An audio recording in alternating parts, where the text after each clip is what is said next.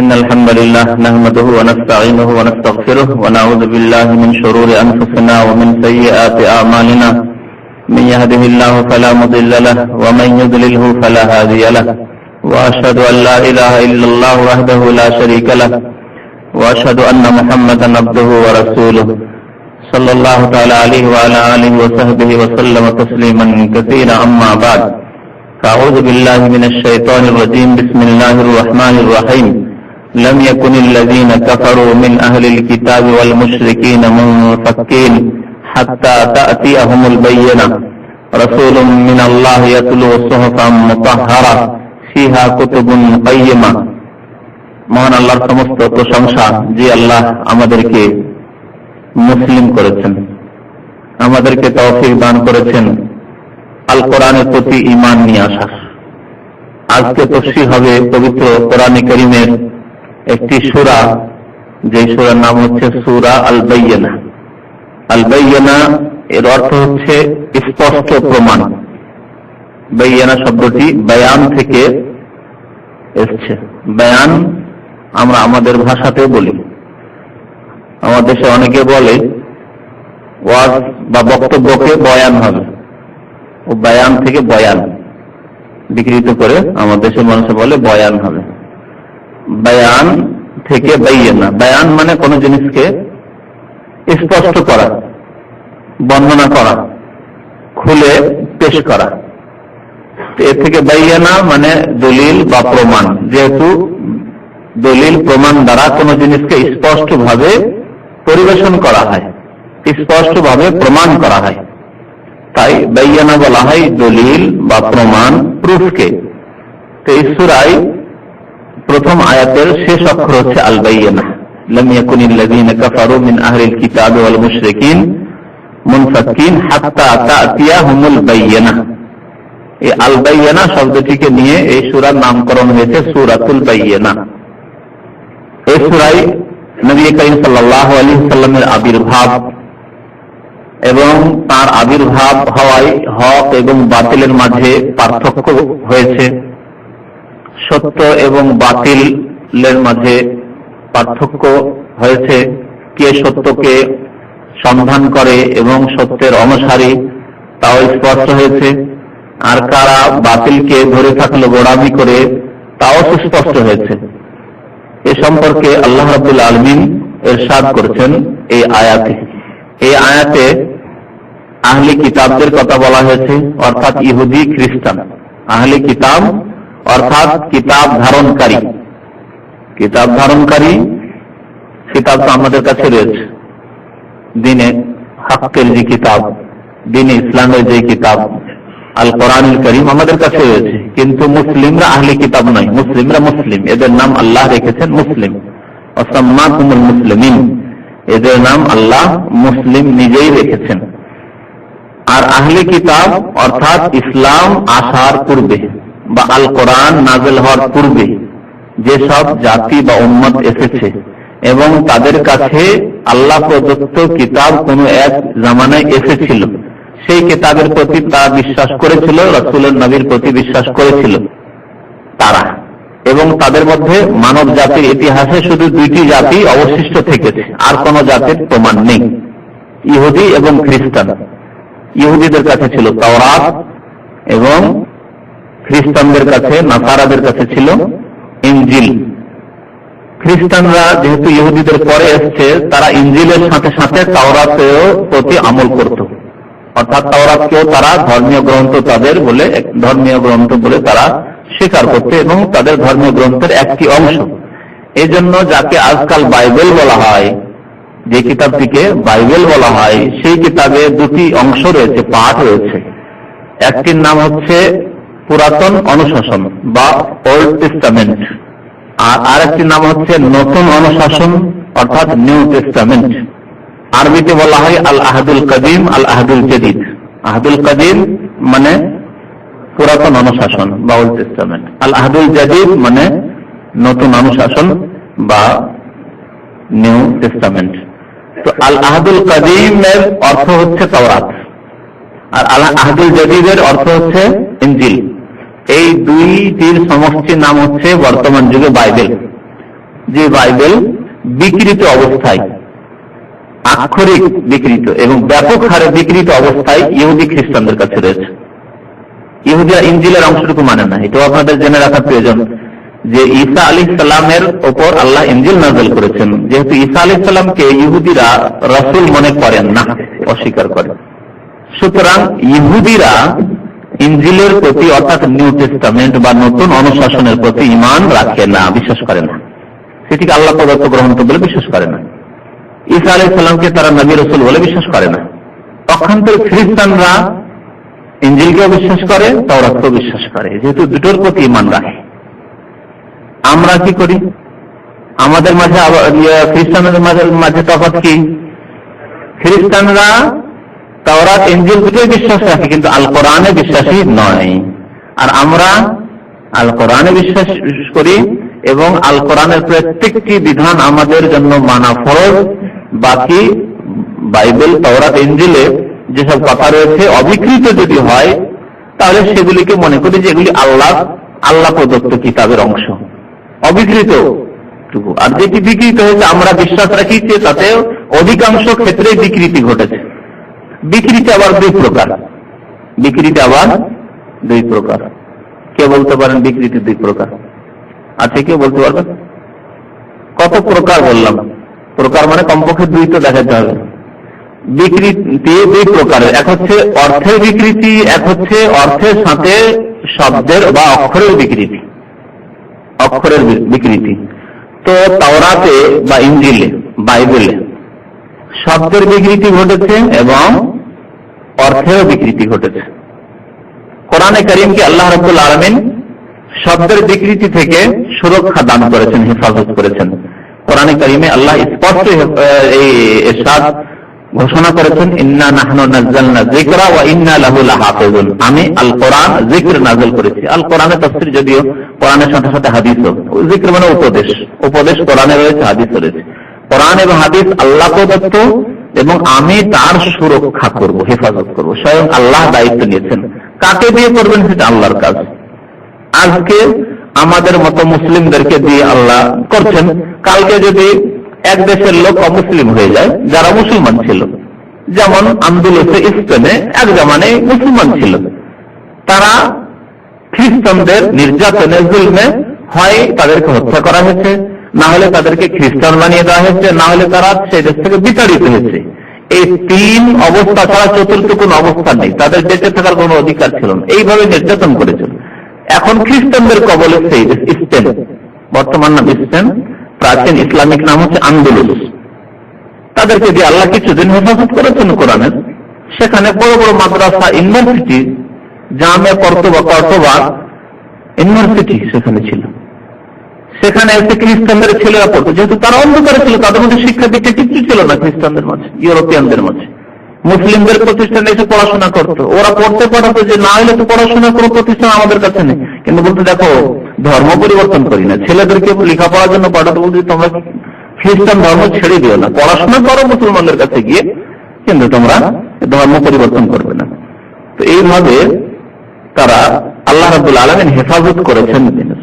আরেকটা দেশ এরকম হতে পারে কোন যুগে যে মুসলিম ছিল, এখন অমুসলিম সেখানে সংখ্যা গরিষ্ঠ, আল্লাহ অন্যদেরকে দিয়ে আল্লাহ হেফাজত করবেন।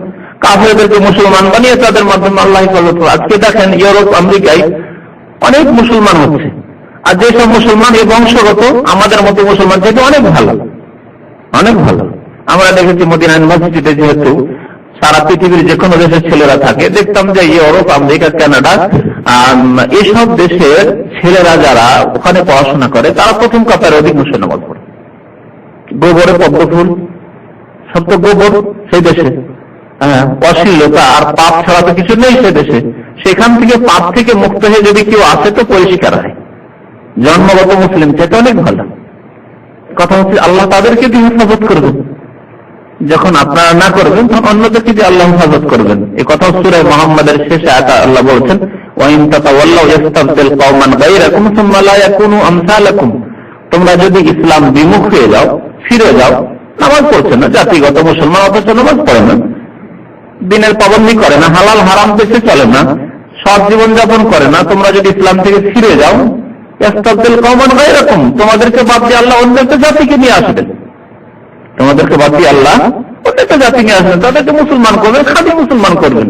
সুম্মা লা ইয়াকুনু আমসালাকুম, তারপরে তারা তোমাদের মতো অবাঞ্ছিত হবে না, জাতিতে মুসলমান এইরকম মুসলমান হবে না, কাজে কর্মে মুসলমান, আকীদায় বিশ্বাসে কাজে কর্মে মুসলমান হবে। অনেক মুজাহিদিনরা আছেন ইউরোপে, আমেরিকার তারা নাগরিক, তারা এসে এই কাফেরদের বিরুদ্ধে জিহাদে অংশ নিচ্ছে। আফগানিস্তান থেকে শুরু করে এই ইতিহাস মজুদ রয়েছে। তারা কলমা পড়ে মুসলমান হয়ে ইসলামে জানতে পারে জিহাদ আল্লাহ ফরজ করেছেন জালেমদের বিরুদ্ধে। জালেমরা যখন এই রুশ জালেমরা যখন আফগানিস্তানে আক্রমণ করলো তখন এসে জিহাদে অংশ নিয়েছে। আবার এই জালেমরা যে আক্রমণ করেছে মুসলিম দেশের উপরে, তারা জিহাদে অংশ নিচ্ছে। অথচ জাতিগত মুসলমান আমরা ঘরে বসে আছি।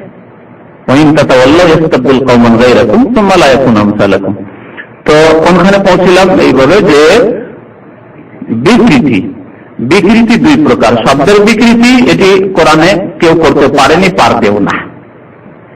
হাদিসে জাল, যদিও জাল হাদিসগুলোর মধ্যে চেষ্টা করেছে লোকেরা, কিন্তু তাও করতে পারেনি, হাদিসেও পারেনি। যেহেতু মুহাদ্দিসিন কিরামরা জাল হাদিসগুলিকে স্পষ্ট করে আলাদা করে দিয়েছেন, নির্ণয় করে দিয়েছেন যে এগুলি জাল হাদিস। যাদের কাছে আল্লাহ জ্ঞান দিয়েছেন, হাদিসের পণ্ডিত দিয়েছেন, তারা বুঝে যে কোনগুলি জাল হাদিস বা দুর্বল হাদিস। তাহলে ইসলামে শব্দের পরিবর্তন করতে পারেনি ইসলামের শত্রুরা, কিন্তু অর্থের পরিবর্তন করেছে।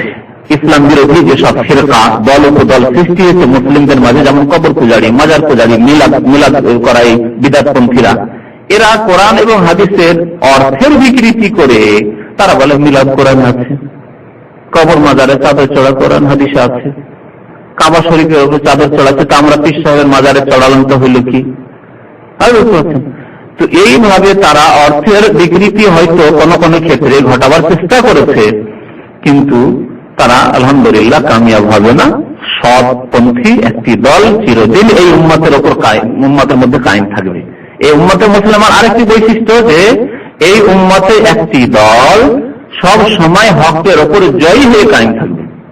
সেই বুখারী হাদিস, লা তাযালু তায়ফাতুম মিন উম্মতি যাহিরিনা আলাল হাক্কি লা ইয়াদুররুহুম মান খাযালাহুম হাত্তা তাকুমাস সাআহ।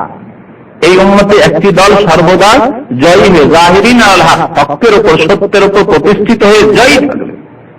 কাফের জালেমের বিরুদ্ধে সবসময় সোচ্চার থাকবে, তারা জিহাদ ফি সাবিলিল্লাহ করবে, তারা নিজের ব্যক্তি জীবনে দিনকে প্রতিষ্ঠিত করবে, পারিবারিক জীবনে, সামাজিক জীবনে, সার্বিক জীবনে তারা জয়ী থাকবে। তারা যদিও দল ছোট, কিন্তু তারা হকের উপর থাকবে, কোরআন এবং সুন্নাহর উপর কায়েম থাকবে। লা ইয়াদুররুহুম মান খাযালাহুম, তাদেরকে যারা লাঞ্ছিত করতে চায় কোনো ক্ষতি করতে পারবে না, তাদের কোন রকমের ক্ষতি সাধন করতে পারবে না। হাত্তা তাকুমাস সাআহ, কিয়ামত পর্যন্ত এই দলটি কায়েম থাকবে। এটি মুসলিম উম্মতের বৈশিষ্ট্য। পক্ষান্তরে ইহুদি নাসারাদের মধ্যে একটিও ভালো দল নেই, মানে তাওহীদপন্থী, একত্ববাদপন্থী কেউ নেই। তাদের মধ্যে শিরক ঢুকেছে, এক আল্লাহর জায়গায় তিন আল্লাহ, সবাই বিশ্বাস করে তাদের মধ্যে। একত্ববাদ বলে খ্রিস্টানদের মধ্যে কিছু নেই। বিকৃতি ঘটেছে, তাদের কাছে অরিজিনাল ইনজিল বা তাওরাত নেই তাদের কাছে। যদি তাদের একটি দল হকের উপর থাকতো, সত্যের উপর থাকতো, তাহলে কমপক্ষে অবিকৃত তাওরাত, ইনজিল, বাইবেল তো কোনো একটি দলের কাছে থাকতো। হ্যাঁ, যদিও সংখ্যা লঘিষ্ঠ হোক না কেন, কিন্তু তাদের কাছে তো এইরকম একটা থাকা উচিত ছিল, নেই কারো কাছে নেই। সব বিকৃত তাদের কাছে। যখন বিকৃত হয়ে গেছে তখন সেই ধর্মগুলি ওয়াকেজ হয়ে গেছে। এই পরিস্থিতি যখন হলো আজকে থেকে 1400 বছর পূর্বে, তার পূর্বে আল্লাহ রাব্বুল আলামিন দেখেন পৃথিবীতে আর তাওহীদবাদী কেউ নেই। যাদের কাছে রাসূল পাঠিয়েছিলাম মুসা, ঈসাকে, যাদের কাছে কিতাব পাঠিয়েছিলাম তাওরাত, ইনজিল, আহলে কিতাব, তারাই তাদের দিনকে বিকৃত করে দিয়েছে। সুতরাং সঠিক ইবাদত করার কেউ নেই, আল্লাহর সঠিক ইবাদত করবে এরকম আর পৃথিবীতে কেউ নেই। ইহুদি নাসারা এরা ছিল হকের কাছাকাছি, কিন্তু এরাই তাদের ধর্মকে বিকৃত করে দিয়েছে, এদের ধর্ম যাজকরা। বাকি এদের ছাড়া আর কি আছে? পুত্তলিক, মুশরিক। উপমহাদেশে হিন্দু অখণ্ড, ভারতে সেই জমানায় ভারত ছিল, হিন্দ ছিল, নবী সাল্লাল্লাহু আলাইহি ওয়াসাল্লামের হিন্দ ছিল, তখন তারা হিন্দু, পুত্তলিক, এবং আরবের মুশরিকরা এরাও হিন্দুদের মতো পুত্তলিক, পুতুল পূজারী। তাহলে পৃথিবীর চিত্র ছিল আল্লাহর ইবাদত যে সঠিকভাবে করবে এরকম কোন লোক ছিল না, কোন দল ছিল না। যার ফলে আল্লাহ রাব্বুল আলামিন যে শেষ নবী পাঠাবেন, ওই রকমের পরিস্থিতি এখন তৈরি হয়েছে। শেষ নবীকে আল্লাহ পাঠালেন, এই শেষ নবীকে এবং তার সাথে যে আল্লাহ আল কোরআনুল কারীম নাযিল করেছেন, একে এই সূরা আল বাইয়িনা বলা হয়েছে। সুস্পষ্ট প্রমাণ হচ্ছে রাসূলুল্লাহ সাল্লাল্লাহু আলাইহি ওয়াসাল্লাম এবং তার সাথে আল কোরআনুল কারীম। এই ব্যাখ্যা স্বয়ং আল্লাহ করেছেন দ্বিতীয় আয়াতে। তো তো আহলে কিতাব মানে কি বললাম তাহলে? ইহুদি খ্রিস্টান, যাদের কাছে কিতাব এসেছিল কিন্তু কিতাবকে তারা বিকৃত করেছে, আল্লাহ প্রদত্ত কিতাব তাওরাত ইনজিল, এরা হচ্ছে আহলে কিতাব। তো সেই জামানায় আহলে কিতাব এবং মুশরিক পৌত্তলিক, যারা পুতুল পূজারী বা যারা শিরক করত, তো এরাই ছিল। আর এদেরকে বাদ দিয়ে নবী করিম সাল্লাল্লাহু আলাইহি ওয়াসাল্লাম যখন নবুয়ত পেলেন তখন আরেকটি দল, সত্যপন্থী দল তৈরি হলো, সেটি হচ্ছে মুসলিম। তো আল্লাহ রাব্বুল আলামিন বলছেন যে লাম ইয়াকুনিল লাযীনা কাফারু মিন আহলিল কিতাবি ওয়াল মুশরিকিনা মুনফাক্কিন। কাফারু মানে যারা কাফের হয়ে গেছে, লাম মানে না, লাম ইয়াকুনিল লাযীনা কাফারু, কাফেররা হবে না। কি হবে না? আল মুনফাক্কিন মানে আলাদা হবে না, পৃথক হবে না। মুনফাক্কিন মানে পৃথক হওয়া, ইনফাক্কা মানে, তো তারা ছাড়বে না, পৃথক হবে না মানে ছাড়বে না। লাম ইয়াকুনিল লাযীনা কাফারু মিন আহলিল কিতাব, আহলি কিতাব মানে বললাম আহলি কিতাব অর্থাৎ ইহুদি খ্রিস্টানদের মধ্যেকার যারা কাফের হয়েছে, অর্থাৎ সেই জামানায় যেমন বললাম সব কাফের হয়ে গেছিল। যেহেতু আল্লাহ এক, এই ক্ষেত্রে যদি বলে তিন আল্লাহ, তাহলে কাফের কিনা? কাফের মুশরিক। যদি বলে ঈসা আলাইহিস সালাম আল্লাহর বান্দা, সেই ক্ষেত্রে যদি ঈসা আলাইহিস সালাম আল্লাহর পুত্র, তাহলে কাফের কিনা? লাকাদ কাফারা আল্লাযীনা ক্বালু ইন্নাল্লাহা হুয়াল মাসীহু ইবনু মারইয়াম। আল্লাহ বলেন তারা কাফের হয়ে গেছে যারা বলে যে ঈসা আলাইহিস সালাম হচ্ছে ইলাহ, আল্লাহ ইলাহ মানে ইলাহর পুত্র, ইলাহ হয়ে গেছে, তারা কাফের। আল্লাহ কাফের বলে তাদেরকে ঘোষণা করেছেন। আহলে কিতাব হলেও ইহুদি খ্রিস্টানদেরকে আল্লাহ কাফের বলে ঘোষণা করেছেন। আহলে কিতাবদের মধ্যেকার যারা কাফের হয়েছে, ওয়াল মুশরিকিন এবং যারা পৌত্তলিক, আরবের মুশরিক অথবা ভারতের মুশরিকিন মুনফাক্কিন, এরা ছেড়ে দেবে না, অটল থাকবে। লাম ইয়াকুনিল লাযীনা কাফারু মিন আহলিল কিতাব ওয়াল মুশরিকিনা মুনফাক্কিন, এরা ছেড়ে দেবে না মানে অটল থাকবে। কিসের উপর? তাদের কুফরের উপর, শিরকের উপর, তাদের বাতিলের উপর।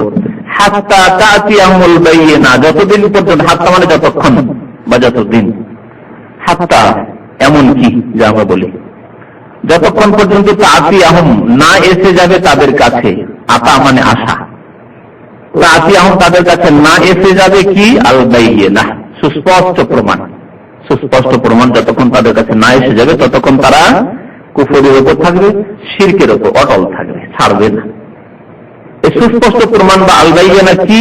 দ্বিতীয় আয়াতে আল্লাহ স্বয়ং এর ব্যাখ্যা করছেন, রাসূলুম মিনাল্লাহ ইয়াতলু সুহুফান মুতাহহারা ফিহা কুতুবুন কাইয়্যিমা। সুস্পষ্ট প্রমাণ হচ্ছে আল্লাহর পক্ষ থেকে একজন রাসূল, তিনি হলেন মুহাম্মদ সাল্লাল্লাহু আলাইহি ওয়াসাল্লাম, যিনি শেষ রাসূল আসা পর্যন্ত ইহুদি নাসারারা এবং মুশরিক, আরবের মুশরিকরা, ভারতের মুশরিকরা, এরা অটল থাকবে একবারে। তাদের সর্বসম্মতিক্রমে সবাই তাদের বাতিলের উপর থাকবে। কিন্তু নবী আসার পরে কি হবে? পরে আল্লাহ বলছেন, যতক্ষণ নবী না এসেছেন, শেষ নবী, ততদিন পর্যন্ত সবাই একমত। মক্কার মুশরিকরা সবাই শিরক করত, ইহুদি নাসারা সবাই তাদের কিতাবকে বিকৃত করেছে, বিকৃত কিতাব এবং বিকৃত ধর্ম পালন করত, তাকে ধর্ম মনে করত। রাসূল মিনাল্লাহ, এই সুস্পষ্ট প্রমাণ হচ্ছে আল্লাহর পক্ষ থেকে একজন রাসূল মুহাম্মদ সাল্লাল্লাহু আলাইহি ওয়াসাল্লাম। তিনি কি করেন? তার সাথে কি নিয়ে এসেছেন? ইয়াতলু সুহুফান মুতাহহারা, যিনি তিলাওয়াত করেন। ইয়াতলু তিলাওয়াত করা, এখান থেকে আমরা কোরআনকে তিলাওয়াত করা, আমাদের ভাষায় বলি না আমরা কোরআন তিলাওয়াত। তিলাওয়াত মানে কি আসলে? হ্যাঁ, পড়া। তো কারা মানে কি? কেরাত করা মানে কি? পড়া। তাহলে তেলাওয়াত মানে কোথায় পড়া হলো? তেলাওয়াত মানে তো পড়া নেই। কারা একরাও কেরা, ইকরা মানে পড়ো, ইকরা বিস্মি রাব্বিক, পড়ো। আর তেলাওয়াত কোথায় পড়ো? তেলাওয়াত অর্থ একটু ব্যাপক। তিলাওয়া শব্দের ধাতু হচ্ছে তা লাম ওয়াও, তিলাওয়া, না? তা লাম ওয়াও, এর মানে হচ্ছে কোন জিনিসকে ফলো করা, শাব্দিক অর্থ। ডিকশনারি দেখলে তেলাওয়া মানে দেখবেন এর মানে হচ্ছে ফলো করা, কোন জিনিসকে অনুসরণ করা, তার পিছনে পেছনে চলা। আরবি যারা আরবি পড়ছেন, এখানে আরবি করছে, তারা দেখেছেন তালি, দেখছেন তালি মানে নিম্নের, তালি মানে নিম্নের, নিম্নের এই প্রশ্নের উত্তর দাও। আজেব আনিল আসলা তালিয়া, নিম্নের প্রশ্নের উত্তর দাও। তালি, এই যে তেলাওয়া থেকে তালি মানে নিম্নের, তার নিম্নের কেন? এগুলো ফলো করছে, পরে পরে আসছে, যে পিছনে পিছনে চলে, যে ফলো করে কাউকে, একজন আগে আগে হাঁটছে, সামনের দিকে যাচ্ছে, আরেকজন পিছনে পিছনে, সে তাকে ফলো করে, ঠিক না? এ হচ্ছে তালি। তিলাওয়াত শব্দ এই থেকে এসছে, এর মানে হচ্ছে ফলো করা, অনুকরণ করা, পেছনে পেছনে চলা, কদমে কদমে চলা, একে বলা হয় তিলাওয়া। এই তিলাওয়া মানে কি? তাহলে কোরআন তেলাওয়াত, আমরা বলি কোরআন তিলাওয়াত। কোরআন তেলাওয়াতের আমরা অর্থ বুঝি কোরআন পাঠ করা, শুধু না পাঠ করা নয়, অর্থাৎ একটু ব্যাপক। প্রথম হচ্ছে কোরআন তেলাওয়াত করা, কিন্তু তেলাওয়াত মানে পাঠ করা, পড়া। কিরকম পড়া? আবৃত্তি করে পড়া, যেমন ভাবে নবী করিম সাল্লাল্লাহু আলাইহি ওয়াসাল্লাম পড়েছেন। সাধারণ বই পড়ার মতো করে পড়ে দিলেন, যেমন রিডিং পড়েন সাধারণ বই, ওই রকম পড়া পড়তে হবে না। কোরআনকে পড়তে হবে কি করে? আবৃত্তি করে পড়তে হবে, রিসাইট করতে হবে। আল্লাহ কোরআনে বলছেন ওয়ারাত্তিলিল কোরআন তারতিলা, কোরআনকে আবৃত্তি করে সুন্দর করে পড়ো, তার সুবিন্যাসের সাথে পড়ো। ওয়ারাত্তিলিল কোরআন তারতিলা, এর ব্যাখ্যা নবী করিম সাল্লাল্লাহু আলাইহি ওয়াসাল্লাম নিজের তেলাওয়াতের মাধ্যমে করেছেন। সাহাবীরা বর্ণনা করেছেন যে কানা কিরাআতু রাসূলিল্লাহ সাল্লাল্লাহু আলাইহি ওয়াসাল্লাম কোরআনে হারফান হারফান, নবী করিম সাল্লাল্লাহু আলাইহি ওয়াসাল্লাম এক একটি অক্ষর করে স্পষ্ট করে তেলাওয়াত করতেন। এই আয়াতও ইনদা কুল্লি আয়া, এবং প্রত্যেক আয়াতে তিনি থামতেন। আলহামদুলিল্লাহি রাব্বিল আলামিন আর রহমানির রহিম, থামতেন স্পষ্ট এক একটি অক্ষর। আর আমাদের দেশে যেমন ওই রমজান মাসে তারাবিহ পড়ে আলহামদুলিল্লাহি রাব্বিল আলামিন মালিক ইয়াউমিদ্দিন ইয়াকামু ইখলাসতানি এবং সালাতাল্লাযিনা আন'আমতা আলাইহিম গায়রিল মাগদুবি আলাইহিম ওয়ালাদ-দাল্লিন, না এই তেলাওয়াত নাই, এই তেলাওয়াত নাই, এই জায়েজ না এইভাবে কোরআন তেলাওয়াত করা। আর ওই বক্সানোর ক্ষেত্রে এরকম পড়ে যে কোরআন ভাগ করে নিতে হয়, 5 পারা 6 পারা ভাগ, আর সারা দিনে শেষ করতেই হবে, যেহেতু মৃতকে বক্সাতে হবে, খেতে দিয়ে ভালো ভালো। তো এই যে ব্যবসা, এও তেলাওয়াত নাই। প্রথম কথা, এ তো ভাড়াতে, এই জন্য ইবাদত নাই, ইবাদত নাই তো কোনো সওয়াব নেই। কোরআন তেলাওয়াত ইবাদত কেন? আর ইবাদতে যদি পয়সা না হয় তো ইবাদত হবে? হ্যাঁ, না ভাড়া হবে? ভাড়া হলে নাকি পাবেন, দুনিয়ার ভাড়া নিলেন, দুনিয়া পেলেন। তাহলে কেউ যদি বলে ঠিক আছে তোমার বাবা যে মানে নামাজ পড়েছে, আচ্ছা যারা এই কোরআন খানি করায় মরার নামে, তাদেরকে আমি একটা প্রশ্ন করি, আমরা নামাজ পড়তে কেন লাগান না? যেমন বাবা মারা গেছে, কত যে নামাজ ছুটেছে, তো এই হুজুরদেরকে, গরিব হুজুরদেরকে আমার দেশে লাগিয়ে দিবেন। যারা এই ব্যবসা করে তাদেরকে বলছি আর কি, যারা এই বিদাতি ব্যবসা করে, কোরআন খানির ব্যবসা। শুধু কোরআন খানি কেন, যে বাবা মসজিদে নামাজ পড়ো, আজকে সারা রাতটা নামাজ পড়ো, আর তোমাদেরকে 500 টাকা দেবো, যত রাকাত বা রাকাত হিসাবে করে নেন। হ্যাঁ, যে 2 রাকাত নামাজ পড়লে 10 টাকা করে দেবো, 20 টাকা করে, 50 টাকা করে দেবো। হ্যাঁ, ঠিক আছে করেন। আর এই নামাজ পড়ে সওয়াবটা বক্সে দাও, বক্সে দাও বলে না, বক্সে দাও মানে কি? দান করে দেওয়া। এই জন্য ঘুষকে আজকাল বকশিস বলা হয়, শুনেছেন? ঘুষকে কি বলে? বকশিস, মানে দিয়ে দেওয়া হইল, সেজন্য ওখান থেকে ওই বক্সা শব্দটি এসছে। অনেকে বুঝে না যে কি বা বকশিল, কি বকছিল, সওয়াব বকছিল, যে আমি যে কোরআন পাঠ করলাম এই নেকিটা তোমার বাবাকে বক্সে দিলাম, মানে দিয়ে দিলাম, বকশিস করে দিলাম, বুঝছেন? তো কোরআন যেমন বকশিস করছেন কোরআনের নেকি, তেমন ওই রাকাত হিসাবে পার রাকাত একটা ফিক্স করে এত টাকা দেবো আর নেবো, আর এইভাবে সব পৌঁছান। এটা কেন করেন না? যদি বলেন এর প্রমাণ নেই, তাই আমি বলবো কোরআন পাঠেরও প্রমাণ নেই। এর উত্তর দিতে হবে যারা এই কাজ করান বা যারা করেন তাদেরকে এই প্রশ্ন। যদি বলেন যে এই যে রাকাত পার রাকাত এত টাকা করে দিয়ে নামাজ পড়ার প্রমাণ নেই, সেই জন্য করি না, আমি বলবো তাহলে কোরআন পড়ারও এরকম প্রমাণ নেই যে কোরআন পড়ে বক্সাবেন, আর কোরআন পড়লে ভালো ভালো খেতে দিতে হবে, সন্ধ্যাবেলা আল্লাহর হস্তে টাকা দান করো, ওই টাকা পয়সা আপনাদেরকে দেওয়া হবে, এটাও নেই কোথাও। তাহলে যদি ওই নামাজ পড়া পার রাকাত হিসাবে পয়সা নিয়ে যদি ছেড়ে দেন, তো এটাও ছাড়তে হবে। ওটি যদি বিদাত, সেটিও বিদাত। ওতে যদি সওয়াব না থাকে, যেহেতু নামাজ আল্লাহর জন্য হলো না, পয়সার জন্য, পার রাকাত 10 টাকা, সেজন্য নামাজ পড়লেন, তো নামাজ সওয়াব হবে না। ঠিক তেমনি আপনার এই কোরআন তেলাওয়াত সওয়াব, যেহেতু কোরআন তেলাওয়াত ইবাদত, যেমন নামাজ ইবাদত। কি বলছিলাম? ইয়াকুল্লু তেলাওয়াত, নবী করিম সাল্লাল্লাহু আলাইহি ওয়াসাল্লাম তেলাওয়াত, তেলাওয়াতের একটি অর্থ হচ্ছে আবৃত্তি করে পড়া, থেমে থেমে সুন্দর করে পড়া, স্পষ্ট করে, যাতে যে পড়ছে সে বুঝতে পারে যে আমি কি পড়লাম, উদ্দেশ্য। আর যে ব্যক্তি শুনছে সেও বুঝতে পারে যে কি পড়া হলো।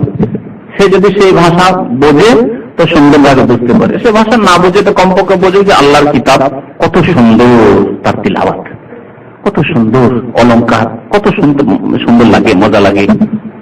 এইভাবে তেলাওয়াত করতে হয়। তোমাদের আওয়াজ, ভয়েস দিয়ে কোরআনকে অলঙ্কৃত করো, এটি হাদিস। তোমাদের ভয়েস দিয়ে, আওয়াজ দিয়ে কোরআনকে কি করো? অলঙ্কৃত করো। জাইয়ানু, জিনত, জিনত কাকে বলে? হ্যাঁ, সাজসজ্জিত করো।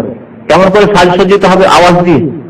আমাদের দেশে যে 20 রাকাত তারাবি পড়াই কোরআন কি সাজসজ্জিত করা হয় কোরআনকে? বলুন দেখি, মোটেই না। আর এখানে শুনেছেন তো তারাবি নিশ্চয়ই সাজসজ্জিত করে পড়া হয়, সুন্দর করে পড়া হয়, আটি পড়েন আর ব্লাউজ পড়েন, কিন্তু সুন্দর করে পড়া হয়। তো কথা হচ্ছে যে তেলাওয়াতের প্রথম কাজ হচ্ছে এইভাবে তেলাওয়াতটা মানে পাঠ করা। দ্বিতীয় কাজ হচ্ছে যে তেলাওয়াতের যেহেতু শাব্দিক অর্থ হচ্ছে কি ফলো করা বা অনুসরণ করা, সুতরাং যা কিছু পড়বেন কোরআন আল্লাহর কিতাব থেকে তা ফলো করতে হবে, অনুসরণ করতে হবে, মানতে হবে, বাস্তবায়িত করতে হবে। পড়েই যাচ্ছেন তেলাওয়াত, আকিমুস সালাত ওয়া আতুজ যাকাত, আকিমুস সালাত ওয়া আতুজ যাকাত 82-83 বার কোরআনে আর নামাজেরই পাবন্দি করছেন না। হ্যাঁ, বাবাকে শুধু জান্নাত পাঠানোর জন্য আকিমুস সালাত ওয়া আতুজ যাকাত পড়ালেন, হুজুরদেরকে মোল্লাদেরকে দিয়ে আর বক্সাবেন, কিন্তু আকিমুস সালাত ওয়া আতুজ যাকাতের উপর আমল করছেন না, তেলাওয়াত হলো না। নবী করিম শুধু কোরআনের পাঠ করেননি, বরং কোরআনের বাস্তবায়ন করেছেন। যখনই কোরআন নাযিল হয়েছে তার বাস্তবায়ন করেছেন। কত কষ্ট হয়েছে নামাজ পড়তে, ওটা ভরি চাপিয়ে দেওয়া হয়েছে সেজদার অবস্থায়, সেজদার থেকে উঠতে পারছেন না। তারপরেও এই আশঙ্কা যে না নামাজ পড়া যাবে না, এখানে নামাজ পড়লে অসুবিধা আছে, থাক নামাজটা পরেই পড়বো, থাক এখন সেটা নামাজ পড়েছেন। রাসূলুল্লাহ সাল্লাল্লাহু আলাইহি ওয়াসাল্লামের মিশন হচ্ছে ইয়াতুলু সুহফান, তিনি তিলাওয়াত করবেন। সুহফান সাহিফাতুনের বহুবচন, সাহিফা মানে পুস্তিকা, ছোট ছোট পুস্তিকাকে সাহিফা বলা হয়। সুহফ মানে বিভিন্ন পুস্তিকা নিয়ে একটা যে বড় পুস্তক তৈরি হয় বিভিন্ন অংশ নিয়ে, সে হচ্ছে সুহফ। তো আর মুতাহারা মানে পবিত্র, যাকে পবিত্র রাখা হয়েছে বা করা হয়েছে। আল্লাহ রাব্বুল আলামিন কোরআনে কারীমকে পবিত্র রেখেছেন, পবিত্র করেছেন এবং পবিত্র রেখেছেন। পবিত্র করেছেন পবিত্র বাণী, যেহেতু আল্লাহর বাণী কালামুল্লাহ, এবং পবিত্র রেখেছেন না জিন শয়তান ইবলিস নষ্ট করতে পারে, না কোন মানুষ শয়তানে এই কোরআনকে নষ্ট করতে পারে। কিয়ামত হয়ে যাবে, কোরআনকে নিশ্চিহ্ন করতে পারবে না। এটি একটি কোরআনের অলৌকিকত্ব মুজিজা। পৃথিবী থেকে কোরআনকে শেষ করা যাবে না। সারা পৃথিবীর কোরআনের কপিগুলিকে যদি শেষ করে দেওয়া হয় জ্বালিয়ে, তারপরও কোরআন শেষ করা যাবে না। এটি কোরআনের বৈশিষ্ট্য। কোরআনের লক্ষ লক্ষ হাফেজ পৃথিবীতে রয়েছে, মুসলিমদের লক্ষ লক্ষ হাফেজ রয়েছে। পক্ষান্তরে পৃথিবীতে কোনো কিতাব আল্লাহ পক্ষ থেকে তাওরাত ইনজিল আসেনি যেগুলি কোনো হাফেজ ছিল না।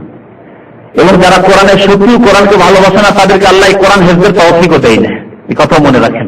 আমি অনেকদিন আগে একবার বলেছিলাম যে শিয়াদের মধ্যে কোনো হাফেজ পাওয়া যায় না। রাফিজি শিয়াদের মধ্যে ইসলামের শত্রু, কোরআনের শত্রু, যেহেতু তাদের মধ্যে কোনো হাফেজ হওয়ার আল্লাহ তৌফিক দেয় না তাদেরকে, কোনো হাফেজ নেই তাদের মধ্যে। শুনে রাখেন ভালো, এত বড় বিশাল ইরানে গিয়ে খুঁজে দেখে একটি হাফেজ পাবেন না তাদের মধ্যে হাফেজ। যেহেতু তাদের এক চরমপন্থী দল আছে, তারা কোরআনের সন্দিহান, বলছে কোরআন আরো ছিল, কিছু হারিয়ে দেওয়া হয়েছে, কোরআন আরো বেশি ছিল। যাতে হযরত আলী রাদিয়াল্লাহু তাআলা আনহু সম্পর্কে নাকি নির্দিষ্ট করে নবী সাল্লাল্লাহু আলাইহি ওয়াসাল্লামের পক্ষ থেকে বলা ছিল যে তিনি খলিফা হবেন। নাউযুবিল্লাহ। এসব কুফরানা কথাবার্তা যেহেতু তাদের আকীদা মতবাদ, সেজন্য তাদেরকে আল্লাহ এই বরকত থেকে বঞ্চিত, মাহরুম করে, মারদুদ, বিতাড়িত করে রেখেছেন। নবী করিম সাল্লাল্লাহু আলাইহি ওয়াসাল্লামের মিশন হচ্ছে ইয়াতুলু সুহফান মুতাহহারা, পবিত্র কিতাব তিনি পাঠ করেন বা তিলাওয়াত করেন। ফিহা কুতুবুল কাইয়্যিমা, সেই সাহিফাগুলিতে রয়েছে কুতুব, কিতাবনের বহুবচন, যেমন সুহুফ সাহিফাতুনের বহুবচন, কুতুব কিতাবনের বহুবচন, তাহলে একাধিক কিতাব বোঝাতে হবে। আর কাইয়্যিমা মানে সঠিক, কাইয়্যিমা কামা মানে দাঁড়ানো, যে দাঁড়ায় তো সোজা হয়, তো কাইয়্যিমা মানে সঠিক, তাহলে সঠিক তাতে বিধানাবলী রয়েছে।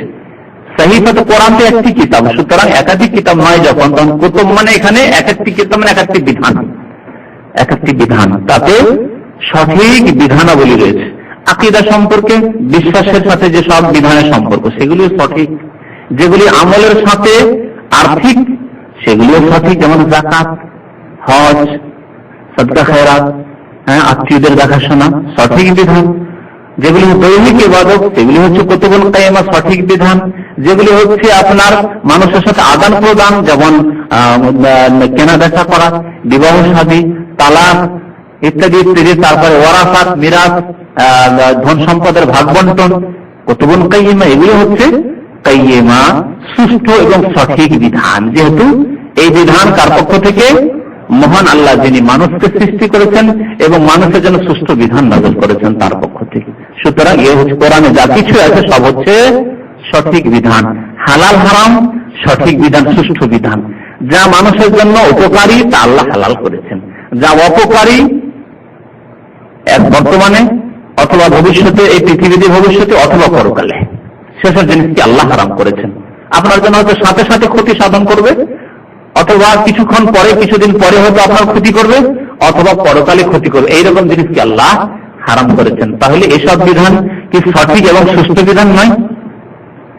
যেসব ভাইরা সিগারেট খায়, ধরে নেন মদ খায় বা সিগারেট খায়, সিগারেটকে হালকা মনে করে খায়, মদকে একটু বড় মনে করে যে হ্যাঁ মদ তো হারাম, কিন্তু সিগারেট মাকরুহ। বলেন সিগারেটে ক্ষতি আছে কি নেই? বর্তমানে ক্ষতি, ভবিষ্যতে কি আরো বেশি ক্ষতি? দুনিয়াতেই যখন ক্ষতি, তো পরকালে তার পরিণতি বা কি হতে পারে? সুতরাং এমন জিনিস কোনদিনই আল্লাহ হালাল করতে পারেন না।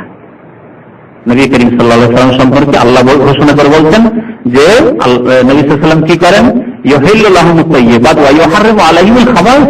তাদের জন্য তাইয়্যিবাত, যেগুলো পাক পবিত্র জিনিস, উপকারী জিনিস, সেগুলিকে হালাল তিনি করেন, হালাল ঘোষণা করেন আল্লাহর পক্ষ থেকে। ওয়া ইউহাররিমু আলাইহিমুল খাবাইস, যেগুলো খাবিস জিনিস, নাপাক, অপবিত্র বা ক্ষতি সাধনকারী, সেগুলিকে তিনি হারাম বলে ঘোষণা করেন আল্লাহর পক্ষ থেকে।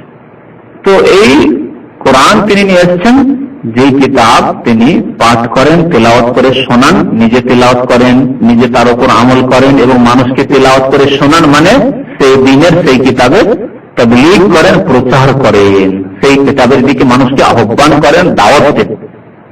ইয়াতলু সুহুফান মুতাহহারা, ইয়াতলু তার এতগুলি অর্থ, নিজে তেলাওয়াত করা, নিজে বাস্তবায়ন করা, এবং নবী সাল্লাল্লাহু আলাইহি ওয়াসাল্লামের যেহেতু মিশন ছিল মানুষকে দাওয়াত আহ্বান করা, তিনি অন্যের জন্য তেলাওয়াত করেন।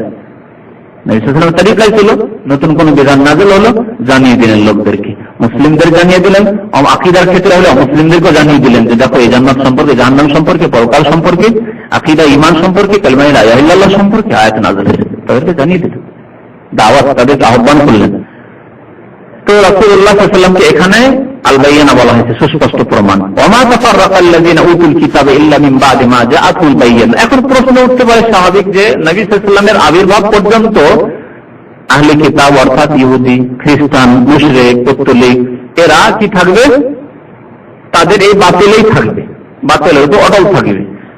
কিন্তু যখন নবী সাল্লাল্লাহু আলাইহি ওয়াসাল্লাম চলে আসলেন, আল বায়িনা চলে আসলো, অর্থাৎ কোরআন নাযিল হলো, নবী করিম সাল্লাল্লাহু আলাইহি ওয়াসাল্লাম রাসূল হলেন, তখন তাদের পরিস্থিতি কি হবে? আল্লাহ বলছেন তখন দুই ভাগে বিভক্ত হয়ে গেল তারা। আহলে কিতাব ইহুদি দুই ভাগে ভাগ হয়ে গেল, খ্রিস্টান দুই ভাগে ভাগ হয়ে গেল, মুশরিকরা দুই ভাগে ভাগ হলো। আল্লাহ কোরআনে এক জায়গায় বলছেন ফামিনহুম মান আমানা ওয়া মিনহুম মান কাফার। তাদের মধ্যে কেউ তো শুনে বিশ্বাস করলো, ঈমান নিয়ে আসলো, যে রাসূল হয়েছেন, এই রাসূলের তো প্রতীক্ষায় ছিলাম, ইন্তজারে অপেক্ষায় ছিলাম, ঈমান নিয়ে আসলো। ওয়া মিনহুম মান কাফার, আর কেউ অস্বীকার করলো, কাফের হইল। এই দুই ভাগে বিভক্ত হইল। সেই কথা আল্লাহ এখানে বলছেন ওমা তাফাররাকাল্লাযিনা উতুল কিতাব। বিশেষ করে এখানে আহলে কিতাবদের কথা বলেছেন, মুশরিকদের কথা বলেননি। কেন বলেননি সেটা পরে বলছি। আল্লাহ বলছেন তাফাররাকা মানে বিচ্ছিন্ন হওয়া। এখান থেকে ফিরকা, দল উপদলকে যারা বিচ্ছিন্নতা করে বা দল সৃষ্টি করে, এগুলোকে ফিরকা বলা হয়। সঠিক দল যেটা নবী সাল্লাল্লাহু আলাইহি ওয়াসাল্লামের দল, সাহাবায়ে কেরামদের দল, এই দল থেকে গিয়ে আলাদা আলাদা লেভেল লাগিয়ে যারা দল তৈরি করেছে, নামকরণ করেছে, এগুলোকে ফিরকা বলা হয়। ইসলামে কি বলা হয়? এগুলোকে ফিরকা বলা হয়। নবী সাল্লাল্লাহু আলাইহি ওয়াসাল্লাম এবং সাহাবায়ে কেরামদের নাম চিশতি ছিল কি? কাদরি ছিল? মুজাদ্দিদি ছিল? হ্যাঁ, কোন তরিকতের সোসরসিনা চরমনা এসব ছিল? ছিল না। তাহলে এই ধরনের যতগুলি দল উপদল তৈরি, তবলিগি ছিল যে চিল্লা লাগাতে যেত, হ্যাঁ, বা অমুক জামাত অমুক দল, এই ছিল না। তাহলে এইভাবে যেসব দল নিজের একটা লেভেল লাগিয়েছে, এগুলো হচ্ছে ফিরকা। এগুলোকে আরবি ভাষা বলা হয় ফিরকা। ফিরকা মানে পৃথক হয়ে যাওয়া। নবী সাল্লাল্লাহু আলাইহি ওয়াসাল্লাম এবং সাহাবায়ে কেরামদের যে আদর্শ ছিল, সেই আদর্শকে পৃথক পৃথক গিয়ে একটা করে নাম লাগালো যে না হানফি হতেই হবে, শাফি হতেই হবে, মালিকি হতেই হবে, অমুক হতেই হবে, চিশতি হতেই হবে, এই তরিকত কোন একটা তরিকত মানতেই হবে, অন্য একটা মাযহাব মানা ফরজ হয়ে গেল। এর একটা করে লেভেল নিয়ে পৃথক হয়ে গেল।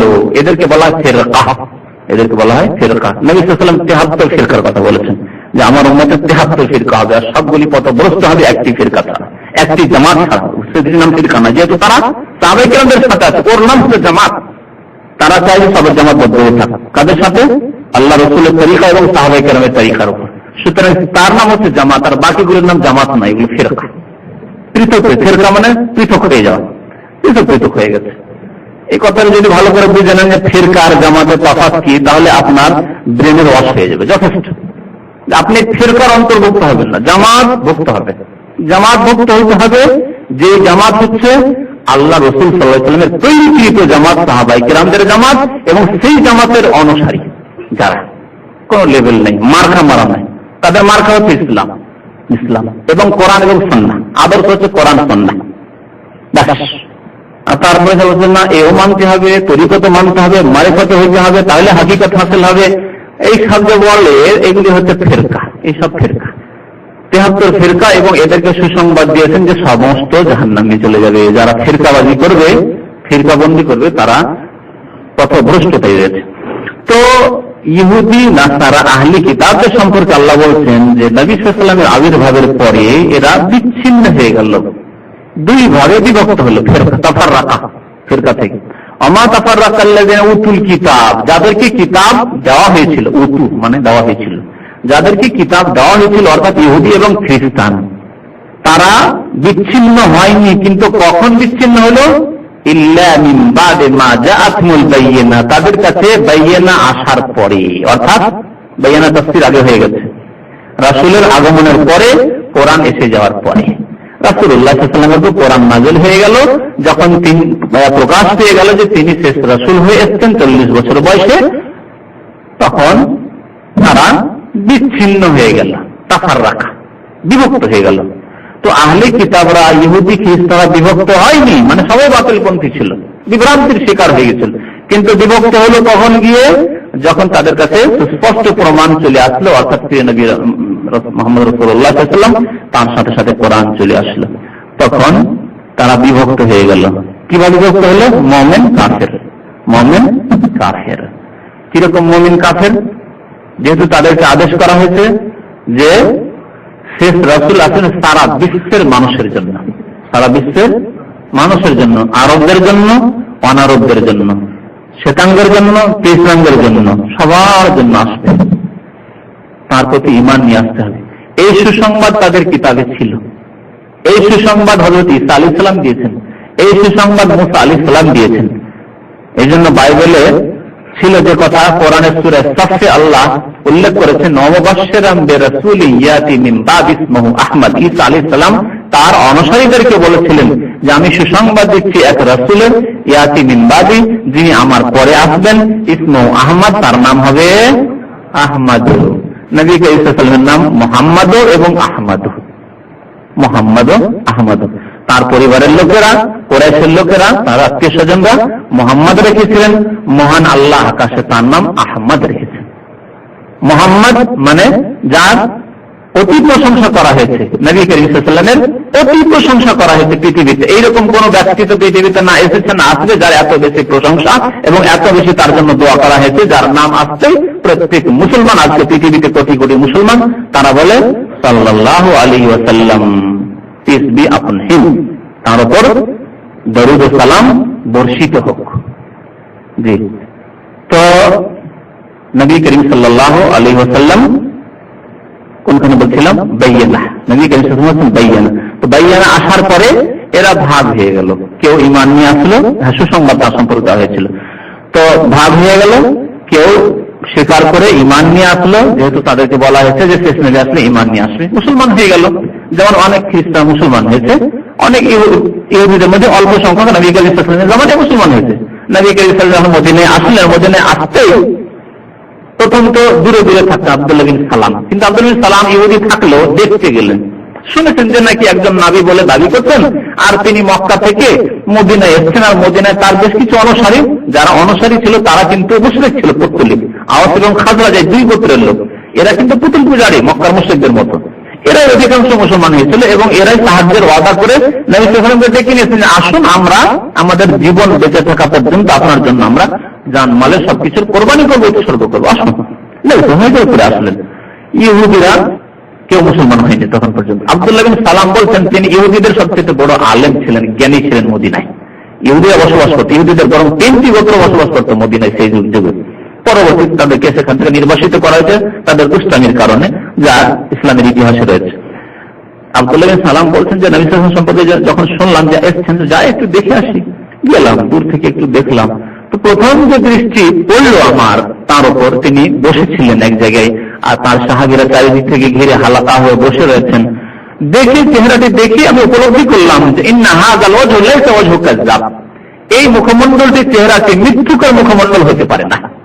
প্রথম দেখতে আমি উপলব্ধি করলাম যে না, কথা সত্য বললাম নিশ্চয়ই, এই চেহারা, এত সুন্দর চেহারা, আর মিথ্যা কথা তিনি বলবেন, আর এত কষ্ট স্বীকার করবেন খামাখাতে, কি জন্য তার আত্মীয় স্বজনরা তাকে পছন্দ করলো না? একটা হক যদি তার কাছে না থাকবে স্পষ্ট, তাহলে কেন এইসব কষ্ট তিনি স্বীকার করে নেবেন? মোটেই না। মানুষ কি এমনিতে কষ্ট স্বীকার করে যখন তার একেবারে গাঢ় বিশ্বাস হয়ে যায়, অটল বিশ্বাস, সেই বিশ্বাসকে কোটি টাকা দিয়েও খরিদ করা যায় না, তখন সে যে কোনো কষ্ট স্বীকার করতে প্রস্তুত। মিথ্যা চেহারা হতে পারে না এই চেহারা। তারপরে আব্দুল্লাহ বিন সালাম বলছেন যে প্রথম যে কথাটা তার শুনলাম সেখানে গিয়ে, সেটি ছিল এই যে আইয়ুহান নাস, হে মানুষ, কিছু আদবের কথা নবী করিম সাল্লাল্লাহু আলাইহি ওয়াসাল্লাম তখন আলোচনা করছিলেন যে আইয়ুহান নাস, হে মানুষ, তোমরা কি করো? আফসুস সালাম, বেশি বেশি সালামের প্রচার প্রসার করো, মানুষকে সালাম দাও, বেশি বেশি করে সালাম দাও, মানুষকে যেখানেই দেখা হোক না কেন সালাম দাও। এমনকি ছোট বাচ্চাদেরকে নবী করিম সাল্লাল্লাহু আলাইহি ওয়াসাল্লাম সালাম দিতেন। আফসুস সালাম, সালামের প্রচার প্রসার করো। ও আতিমুত তাআম, মানুষকে অন্ন দান করো, গরিব মিসকিন অভাবীদেরকে খাদ্য দান করো। ওয়াসিলুল আরহাম, আত্মীয়দের সাথে সুসম্পর্ক কায়েম রাখো, বজায় রাখো।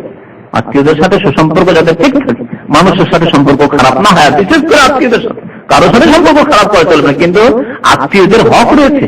শুধু সুসম্পর্ক রাখাই না, এবং সুসম্পর্ক রাখার জন্য ধন সম্পদ আরো কিছু কোরবানি তাদের জন্য করতে হবে, আত্মীয়দেরকে দিতে হবে যাতে সম্পর্ক বহাল থাকে। এখান থেকে গেলেন চাকরি বাকরি করে আত্মীয় স্বজনের জায়নামাজও নিয়ে যেতে পারলেন না, সুসম্পর্ক আপনি রাখতে চান কেমন করে? তাদের তো কিছু হক আছে, আর্থিক হক আছে তাদের।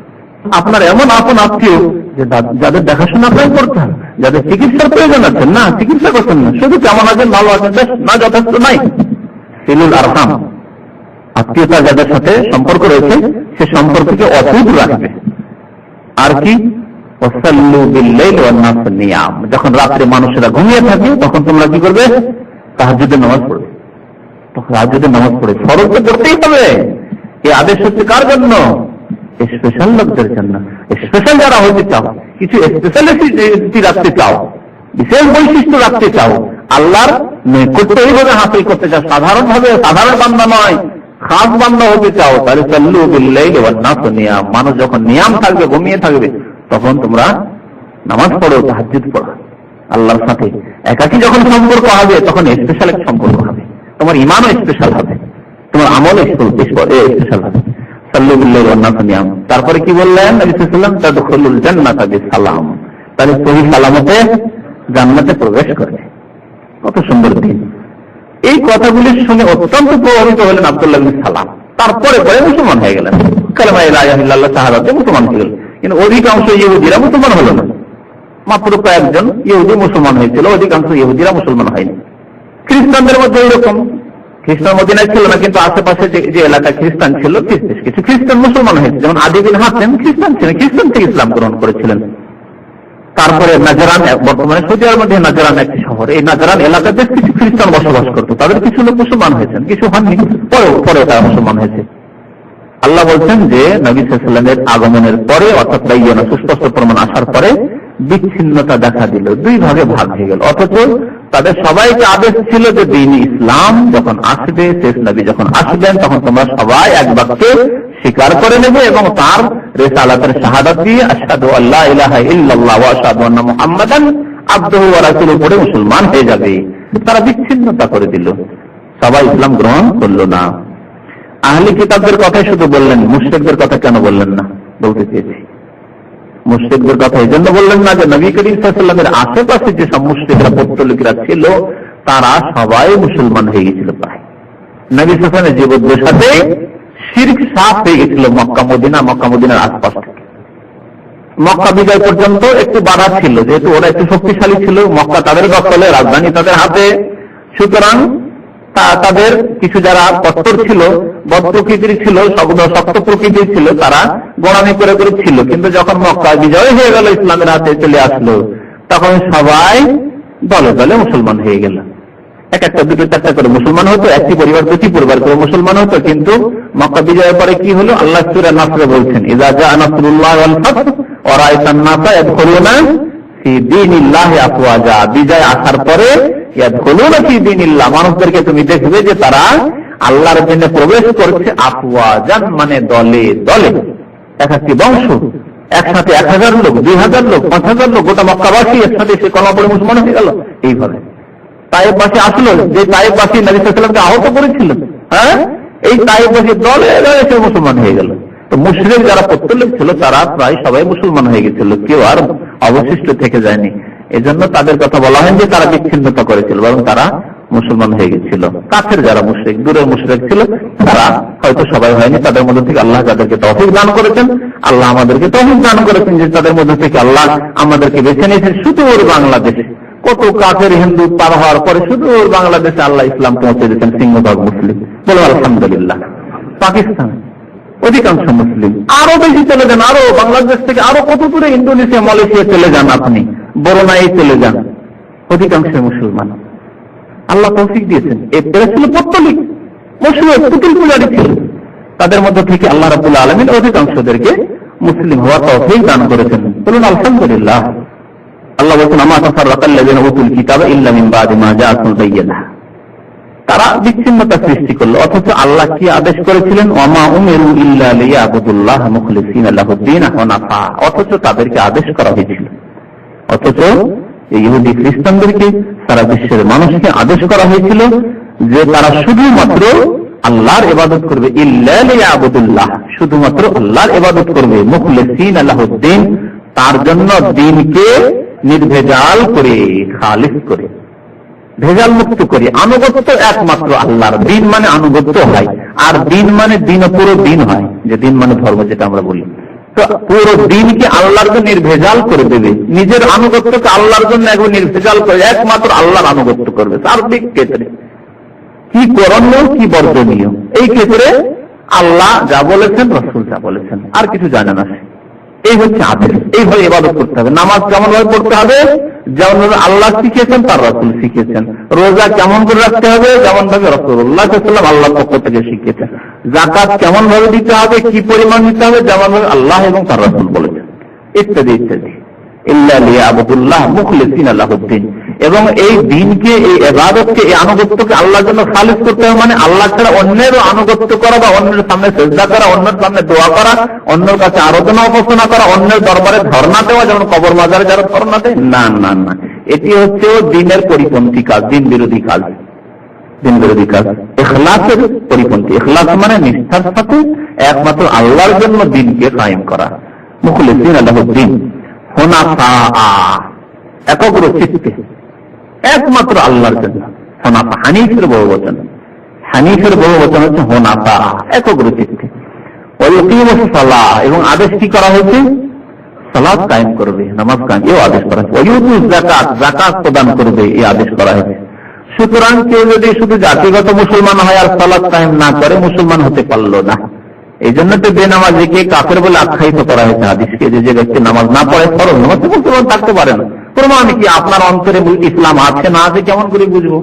আপনাকে মসজিদে যদি 5 ওয়াক্ত দেখতে পাই, তাহলে বুঝবো যে হ্যাঁ আপনি মুসলমান, না হলে আপনি মুনাফিক, আপনার অন্তরে ইসলাম নেই, আপনি হয়তো মুসলমান ঘরে জন্মগ্রহণ করেছেন, এই মাত্র।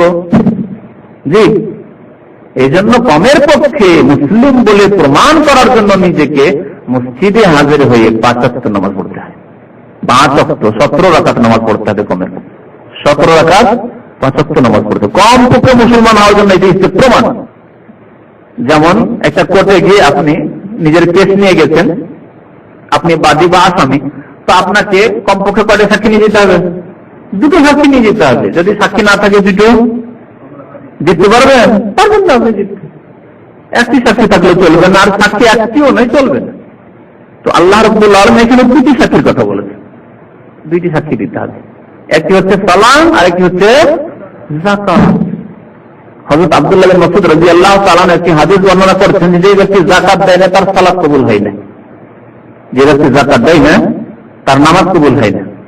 কেন? এই কথা তিনি নবী সাল্লাল্লাহু আলাইহি ওয়াসাল্লাম বললেন, কারণ যে ব্যক্তি যাকাত দেয় না, 2.5% আপনার না, আপনার কাছে 100 টাকা থাকলে 2.5 টাকা আপনার নয়, এটি কার? গরিব মিসকিনদের জন্য, 8 প্রকারের লোকদের জন্য আল্লাহ নির্ধারিত করেছে তাদের হক।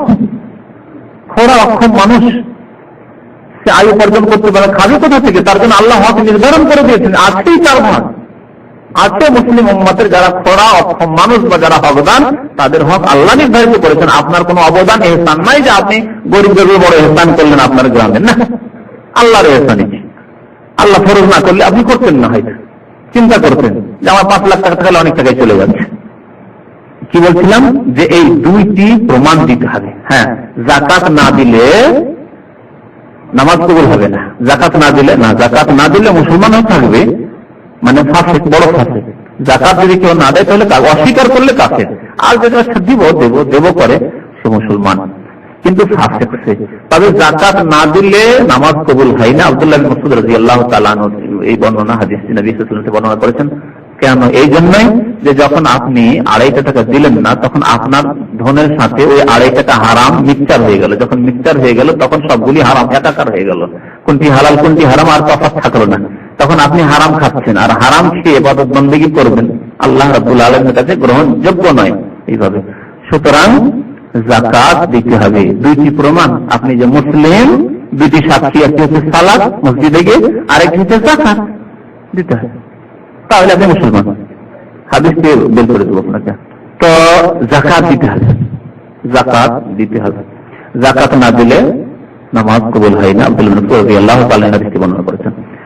তো কি বলছিলাম, যে সালাত কায়েম করতে হবে এবং যাকাত দিতে হবে। আর অধিকাংশ জায়গায় কোরআনে নামাজের সাথে যাকাতের কথা বলেছে, অধিকাংশ জায়গায়। কোন কোন জায়গায় শুধু বলেন, অধিকাংশ জায়গায় আকিমুস সালাত সাথে ওয়াতুজ যাকাত বলা হয়েছে। আর 80-এরও বেশি জায়গায় আল্লাহ নামাজের কথা বলেছেন। সুতরাং আপনি একটি আদেশ যদি আল্লাহ লঙ্ঘন করেন, তাহলে আপনার ঈমান থাকবে কিনা, আপনি মুসলিম হয়ে মুক্তি পাবেন কিনা চিন্তা করেন। আর আপনি এতবার আল্লাহ আদেশ করলেন, তারপর উপেক্ষা করেই যাচ্ছেন আর বলছেন আমি মুসলমান। কেমন করে মুসলমান? প্রমাণ করলেন না, মনে আছে আপনি? আপনার মধ্যে কপটতা রয়েছে। আর এটি হচ্ছে সঠিক দিন। সঠিক দিন কি? যে একমাত্র আল্লাহর ইবাদত করবে, শিরক করবে না, শিরক মুক্ত মুসলমান হবে। না আকীদায় শিরক, না কথায় শিরক, না আমলে কাজে কর্মে শিরক। আর সালাত কায়েম করবে, যাকাত দেবে, এই হচ্ছে সঠিক দিন। এগুলি যে কায়েম করলো, বাকিগুলো তখন কায়েম করবে, হারাম থেকে বেঁচে থাকবে, আর বাকি যেসব ফরজ ওয়াজিবাত রয়েছে সেগুলি করবে। একজন মানুষ যদি 5 ওয়াক্ত নামাজের পাবন হয়, জামাত সহ মসজিদে গিয়ে নামাজ পড়ে, যেহেতু মসজিদে নামাজ পড়তে হবে ওয়াজিব, আর যাকাত দেয়, তাহলে সেই ব্যক্তি হজ করবে না এমন হতে পারে না। আমার দেশের মানুষেরা হজের জন্য পাগল থাকে। যাকাত না দিলেও অনেকে যাকাত দিতে পারেন, যাকাত দেওয়ার সামর্থ্য নেই, তারপর হজের জন্য পাগল, হজে যেতেই হবে, জমি জায়গায় বিক্রি করেও হজে আসে। তাহলে হজের চাহিদা অনেক বেশি মানুষের মধ্যে আছে। অলস কোথায়? নামাজে অলস, অথবা অনেক বেনামাজি হজ করতে আসে, আসে না? অনেক বেনামাজি হজ করতে আসে, এখান থেকে অনেকে যাচ্ছে বেনামাজি হজ করে এসে আবার বেনামাজি। তাহলে নামাজটা বেশি ভারী মনে হচ্ছে, অথচ হজে পয়সাও লাগছে। এই জন্য আল্লাহ হজের কথা কেন বলেননি?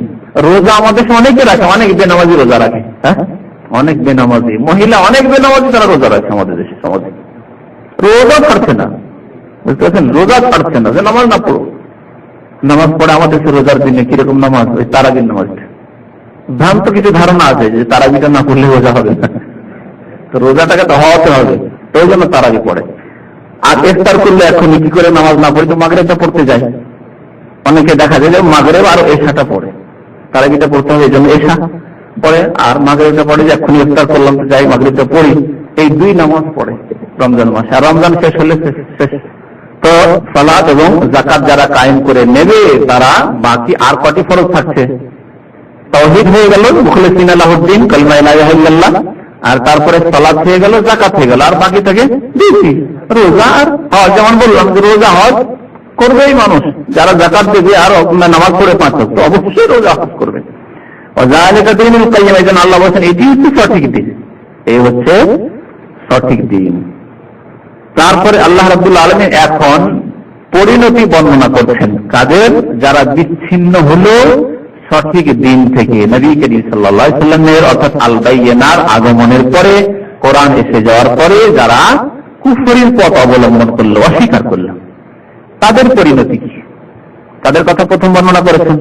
তারপরে যখন কাফেরদের এই পরিণতি, তাহলে যারা ইসলাম গ্রহণ করলো, আহলে কিতাবদের মধ্যে তো ইহুদি খ্রিস্টান থেকে মুসলমান হয়ে গেল, অথবা পৌত্তলিক মুশরিক ছিল সে মুসলমান হয়ে গেল, তার বা কি পরিণতি, তার জন্য আল্লাহ কি প্রতিফল রেখেছেন, জাযা রেখেছেন, প্রতিদান রেখেছেন, তাও আল্লাহ বর্ণনা করে এই সূরার সমাপ্তি করেছেন।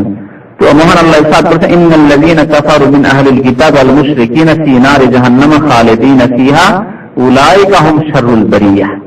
নিশ্চয়ই আল্লাযীনা কাফারু, যারা কাফের হয়ে গেল, কুফরি করল, অস্বীকার করল, মুহাম্মদ সাল্লাল্লাহু আলাইহি ওয়াসাল্লামকে আমরা রাসূল মানতে পারি না, কোরআনে আমরা বিশ্বাস করতে পারি না, মিন আহলিল কিতাব, সে আহলি কিতাব হোক, ইহুদি খ্রিস্টান হোক, ওয়াল মুশরিকিন বা মুশরিক পৌত্তলিক হোক, যেমন আবু জাহল, আবু লাহাব, এইরকম যারা কাফের কুফরের অবস্থায় যারা মারা গেছে, ফি নারে জাহান্নামা, তাদের পরিণতি কি জাহান্নামের আগুনে তারা অবস্থান করবে, খালিদিনা ফিহা, সেখানে তারা চিরকাল থাকবে, স্থায়ী হবে, উলাইকা হুম শাররুল বারিয়া, এবং এরাই হচ্ছে শাররুন মানে নিকৃষ্ট, খারাপ, আর বারিয়া মানে সৃষ্টি, তারা পৃথিবীর যত সৃষ্টি রয়েছে সৃষ্টির অধম, সমস্ত সৃষ্টির মধ্যে নিকৃষ্ট সৃষ্টি। আল্লাহু আকবার, নিকৃষ্ট সৃষ্টি। নিজের কল্পনার জগতে কল্পনা করেন তো যে পৃথিবীতে সবচাইতে নিকৃষ্ট সৃষ্টি কি হতে পারে, বলেন দেখি কে একজন। নিকৃষ্ট সৃষ্টি শুকর, পায়খানার মধ্যে যে পোকাগুলো হয়ে যায় মনে করেন, তাই না? এই ধরনের এরকম অনেক উদাহরণ আছে, শুকুর, কুকুর বা আপনার পায়খানার ওই যে পোকা, এসব পোকা। তো এই পোকার চাইতেও, পায়খানার পোকার চাইতেও, কুকুর চাইতেও, শুকুর চাইতেও নিকৃষ্ট কে? ওই মানুষ, যে মানুষ আল্লাহর প্রতি বিশ্বাস রাখে না, পরকালের প্রতি বিশ্বাস রাখে না, রাসূলের প্রতি, মুহাম্মদ সাল্লাল্লাহু আলাইহি ওয়াসাল্লামের রিসালাতে বিশ্বাসী হলো না, কোরআনের বিধানের প্রতি বিশ্বাসী হলো না। উলাইকা হুম শাররুল বারিয়া, বারিয়া মানে সৃষ্টি, মাখলুকাত, সৃষ্টি জগৎ। তো সমস্ত সৃষ্টি জগতের অধম হচ্ছে, বা সৃষ্টি জগতের মধ্যে সর্বনিকৃষ্ট হচ্ছে ইন্নাল্লাযীনা কাফারু, যারা কাফের। আহলে কিতাবদের ইহুদি নাসারা কাফের হোক, অথবা মুশরিক পৌত্তলিক কাফের হোক, কবর পূজারী কাফের হোক, উলাইকা হুম শাররুল বারিয়া, এরা হচ্ছে সৃষ্টির অধম। এই জন্য কোরআনে কারিমে আরো কয়েক জায়গায় বলা হয়েছে এইরকম কাফেরদের কথা, উলাইকা কাল আনআম, এরা হচ্ছে চতুষ্পদ জন্তুর মতো। চতুষ্পদ জন্তু তো অনেক ভালো, চতুষ্পদ জন্তু চাইতে নিকৃষ্ট অনেক জীব আছে। এই জন্য আল্লাহ তারপরে বলছেন যে শুধু কাল আনআম নয়, বল হুম আযাল, বরং এর চাইতেও নিকৃষ্ট। আর আল্লাহ ইরশাদ করেছেন আরেকটি আয়াতে, ওয়াল্লাযীনা কাফারু ইয়াতামাত্তাউন, কাফেররা পৃথিবীতে ভোগ করে। কেমন ভাবে ভোগ করে? কামান ইয়াকুলুন, এবং ভক্ষণ করে, ভোগ করে, ভোগ বিলাস করে, কামা তাকুলুল আনআম, যেমন চতুষ্পদ জন্তু খায়। কোন চিন্তা নেই, তার মালিক খাওয়াতে খাচ্ছে, ঘোড়াকে পুষে পুষে পুষে মোটা করছে, তাজা করছে, তার মালিক খাচ্ছে, কোন চিন্তা আছে? ঘোড়ার কোন চিন্তা আছে? যারা কুকুর আজকাল পোষে পশ্চিমারা, আর কুকুরকে আদর যত্ন করে নিজের ছেলে মেয়ের চাইতেও বেশি, স্ত্রীর চাইতেও বেশি, মা বাবার চাইতেও বেশি করে না? কোন বাড়াবাড়ি কথা নাকি? এত সুন্দর আদর যত্নে রাখে, দুধে ভাতে খাওয়াই যে ছেলে মেয়ে, এত দুধে ভাতে খাওয়াই না, ছেলে মেয়েদের খুব খবর নাই না।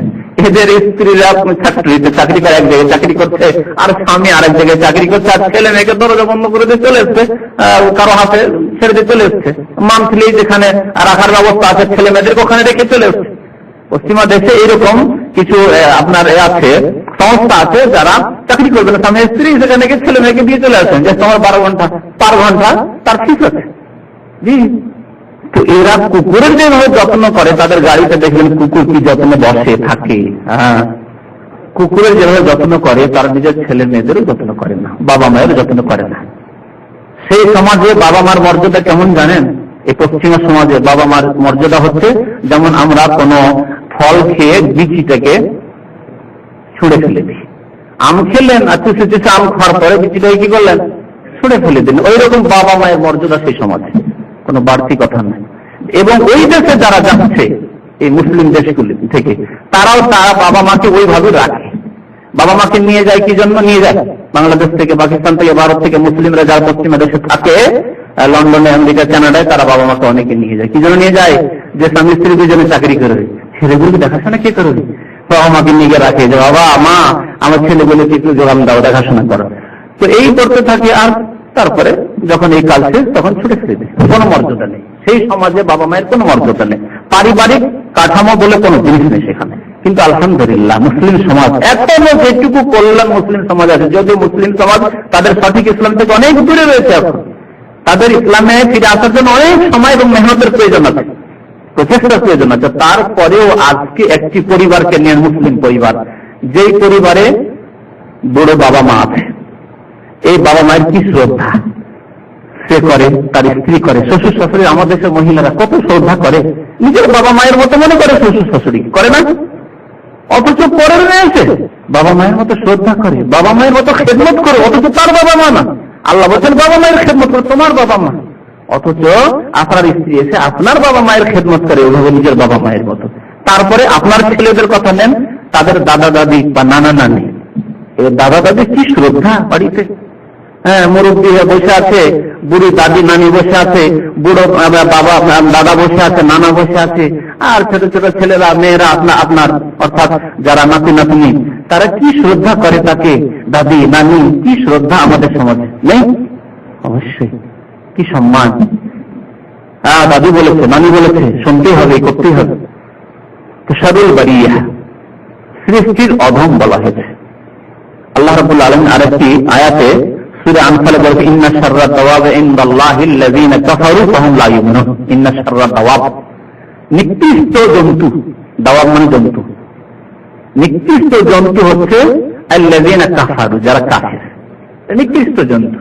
আল্লাযীনা লা ইউমিনুন, যারা ঈমান নিয়ে আসেনি, আল্লাহর প্রতি বিশ্বাস করেনি, কোরআনের প্রতি বিশ্বাস করেনি, রাসূলের প্রতি বিশ্বাস করেনি, পরকালে জান্নাত জাহান্নামে বিশ্বাস করে না, তারা হচ্ছে নিকৃষ্ট শাররা দাওয়াব।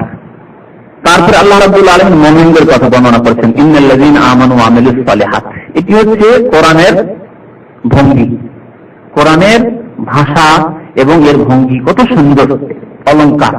যখনই কাফেরদের অবস্থা বর্ণনা করা হয়েছে তখনই মুমিনদের অবস্থা বর্ণনা করা হয়েছে, যখনই জাহান্নামের কথা বর্ণনা করা হয়েছে তখনই জান্নাতের কথা বর্ণনা করা হয়েছে, যখন আল্লাহর আযাব শাস্তির কথা বর্ণনা করা হয়েছে তখনই আল্লাহর নিয়ামত অনুগ্রহের কথা, রহমতের কথা বর্ণনা করা হয়েছে। তো আল্লাহ বলেন, ইন্নাল্লাযীনা আমানু ওয়া আমিলুস সালিহাত, নিশ্চয় যারা ঈমান নিয়ে আসলো, বিশ্বাস করলো, বাস যথেষ্ট। কোন জায়গায় কোরআনে শুধু ঈমানের কথা বলা হয়নি, ঈমান মানে বিশ্বাস করা, যথেষ্ট নয়, অর্থাৎ জাতিগত মুসলমান হওয়া যথেষ্ট নয়। ও আমিলুস সালিহাত, এবং সৎ কর্মগুলি করলো, শুধু একটি কর্ম নয়, সৎ কর্ম নয়, শুধু নামাজ পড়লো, শুধু রোজা করলো, শুধু যাকাত দিল, জীবনে একবার হজ করে নিল, বাস না। সালিহাত, সালেহের বহু বচন হচ্ছে সালিহাত, সৎ কর্মসমূহ সম্পাদন করলো, ও আমিলুস সালিহাত।